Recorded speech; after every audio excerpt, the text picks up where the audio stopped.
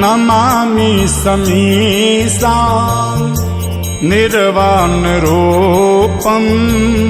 विभुं व्यापकं ब्रह्म वेदस्वरूपं निजं निर्गुणं निर्विकल्पं निरीहं चिदाकाशमाकाश वासं भजेऽहम्।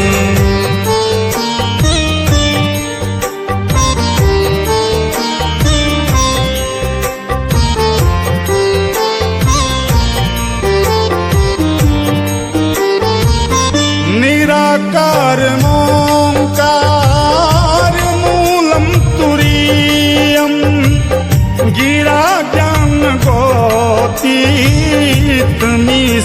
गिरीशं करालं महाकालकालं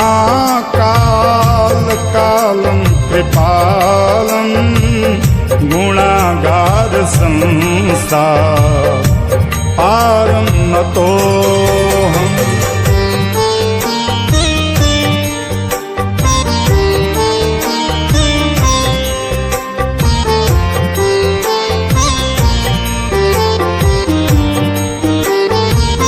तुषारार्द्रसंकाश गौरं गंभीरं मनोभूतकोटि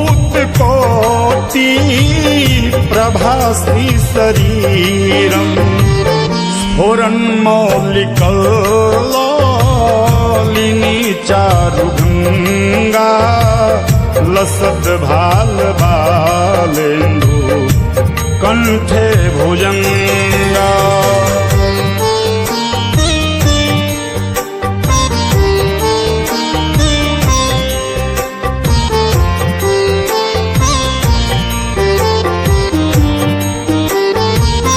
चलत कुंडलं भ्रू सुनेत्रं विशालं प्रसन्नाननं नीलकण्ठं दयालं मृगाधीशचर्मां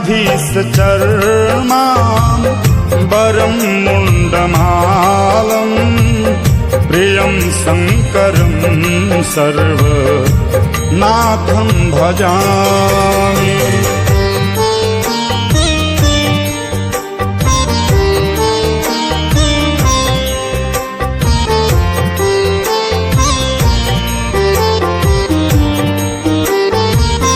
प्रचण्डं प्रकृष्टं प्रगल्भं परेशम् अखण्डं अजं भानु कोटिप्रकाशं त्रयः शूलनिर्मूलनं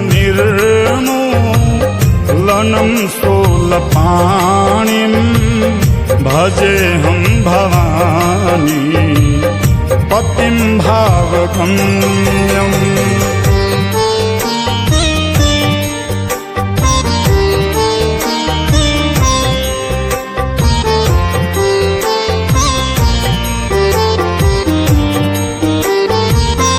कालातीत कल्याण कल्पान्तकारी सदा सज्जनानंद दाता पुरारी चिदानंद संदोह मोहापहारी प्रसीद प्रसीद प्रभो मन्मथारी।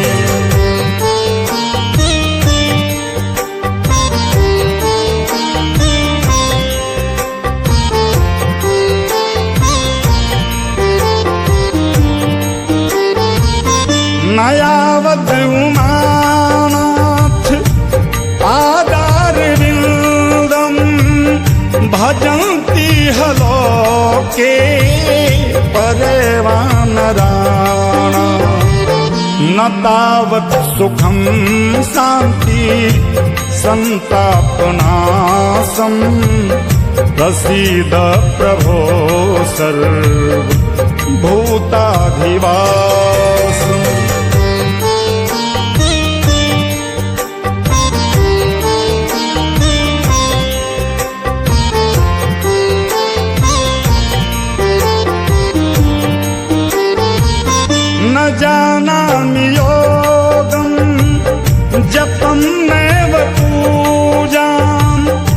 नतोऽहं सदा सर्वदा सम्भुतोऽयम् जराजन्म दुःखो घातातप्यमानम् प्रभो पाहि यापन् नमामि सशम्भो। रुद्राष्टकमिदं प्रोक्तं विप्रेण हरतोषये ये पठन्ति नरा भक्त्या तेषां शम्भुः प्रसीदति।